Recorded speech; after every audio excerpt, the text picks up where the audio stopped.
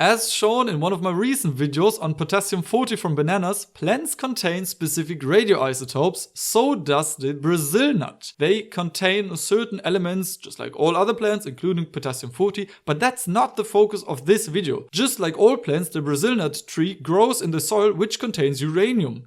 This eventually decays into radium and then can be accumulated by the Brazil nut. More on this later in the theory. In this experiment, we are working with radionuclides in chemistry, so it's essential to conduct measurements before entering the lab and then put on the green lab coat which is dedicated to nuclear chemistry. Additionally, grab the dosimeter and now we can start working.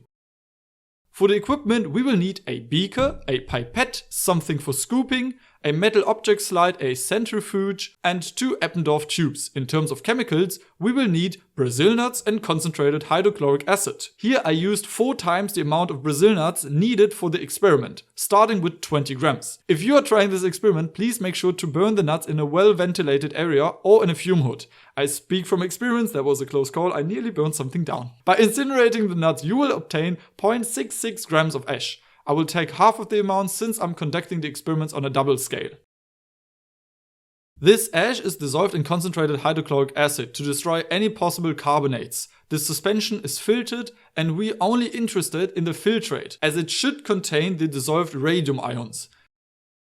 The suspension is evaporated and the residue is dissolved again in as little concentrated hydrochloric acid as possible. The still hot suspension must quickly be transferred to the Eppendorf tubes. The mixture is then centrifuged again and the supernatant is pipetted off. The resulting black solid, which hopefully contains a slightly concentrated amount of radium chloride alongside with larger quantities of barium and probably calcium ions, is dissolved in as little water as possible. Then, drop by drop, it's evaporated onto the metal object slide. And there you have it, we are done with the preparation. This sample is now inserted into the measurement device. Close it, turn on the vacuum pump and the measurements can be carried out for 1 to 2 days. Once that's done, you will get a background measurement and then you can proceed with the evaluation.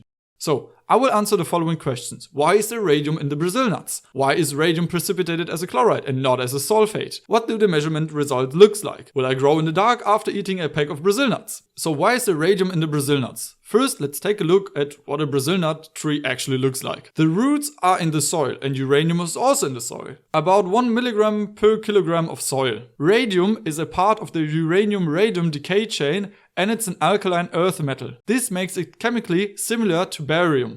The Brazil nut has the fantastic ability, like many other plants, to extract calcium from the soil, which they will need for biochemical processes. In this process, some barium from the soil also gets taken up. Only the Brazil nut absorbs a significant amount of barium for a plant. And from a high barium intake, a high radium intake follows.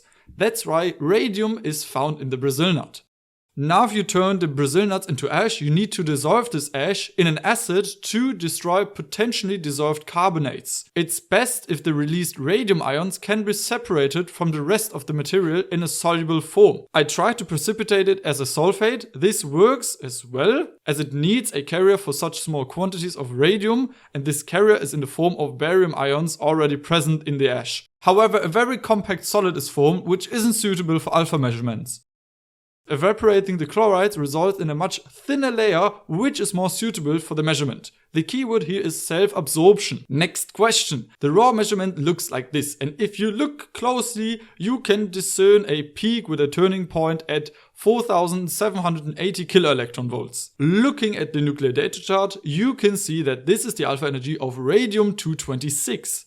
To make the peak more apparent, you can open this file in Excel and use this command to combine 64 channels. This shows that there's really a peak. This peak now covers a range from 19 to 29, and since we've combined 64 channels, this corresponds to the channel 1216 to 1856 in the original file, which covers an energy range of 4063 to 5584 kiloelectron volts. Not extremely precise, but it covers the 4780 kiloelectron volt radium energy. For those who saw the previous video on measuring the radium sample, you would expect the so-called radium shoulders. But this is not the case. The radioactive equilibrium was disrupted by the chemical separation. The daughter nuclide of radium, radon, does not precipitate as a chloride. Until the Radiumshoulders reform, you would need to theoretically seal off the detector and measure it for 30 days, which we are not going to do. And for the last question, will I glow in the dark after eating a pack of Brazil nuts? Well, the average radium activity is 101 becquerel per kilogram of Brazil nuts.